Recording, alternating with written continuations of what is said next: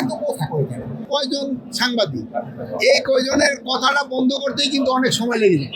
ওই সময় আপনারও নিয়ন্ত্রিত ছিলেন, আপনারও কিন্তু এত কথা বলতে পারতেন না। আইন শৃঙ্খলা পরিস্থিতি আপনারা সবসময় বলেন যে কন্ট্রোল করেন না, করেন।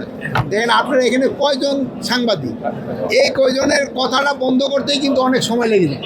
তো দেশের পুরো আইন শৃঙ্খলা 18 কোটি লোকের আইন শৃঙ্খলা রক্ষা করে কিন্তু একটা ডিফিকাল্ট কাজ। আপনাকে কথা বন্ধ করতে সময় লেগে যায়। এখানে আমি তাদের সাথে মত বিনিময় সভায় আমি যেটা দেখলাম, তাদের প্রিপারেশন বেশ ভালো, এবং তাদের যে প্রিপারেশন, এই প্রিপারেশন মতো কাজ আগেই গেলে আমাদের নির্বাচনটা হবে খুবই সুষ্ঠু, উৎসব মুখর এবং একেবারে ফেয়ার। এখানে কোনো ধরনের কোনো অসুবিধা হবে না। RICL TMX, যুগের পর যুগ স্থাপনা থাকে মজবুত। এখন এই ব্যাপারে সবার সাথে সবার একটা সহযোগিতা রয়ে গেছে, ঠিক আছে। আমি যেহেতু নির্বাচন কমিশনের এই ব্যাপারে এই জিনিসটা সম্বন্ধে আমার ওরকম নলেজ নাই, নির্বাচন কমিশন আছে সে হয়তো এর উত্তরটা দিবে। এখন হলো যে নির্বাচনকালীন যে সহিংসতাগুলি হচ্ছে, এটা হচ্ছে কিন্তু অনেক সময় নিজেদের দলের ভিতরে।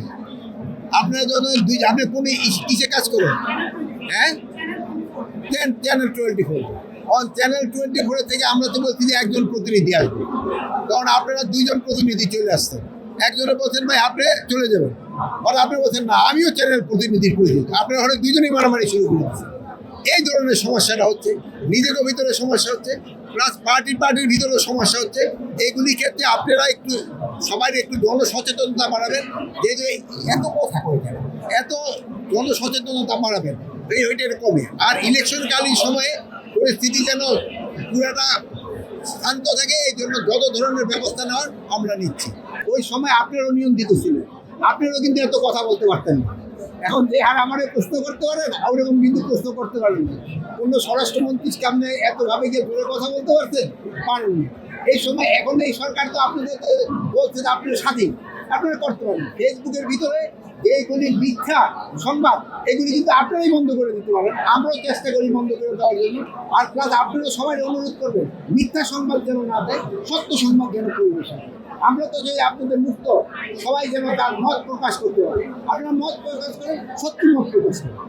যেহেতু এই চট্টগ্রাম ডিভিশনটা একটা এলাকা, এখানে সমুদ্র আছে, পাহাড়ও আছে, সমতল ভূমি আছে, এই জন্য কিন্তু আমরা এখানে সব ধরনের হোটেলেই ব্যবস্থা করা হচ্ছে।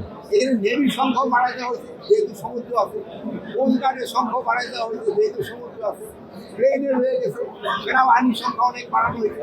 পাহাড়ি এলাকায় সেনাবাহিনীর সংখ্যা বাড়ানো হয়েছে।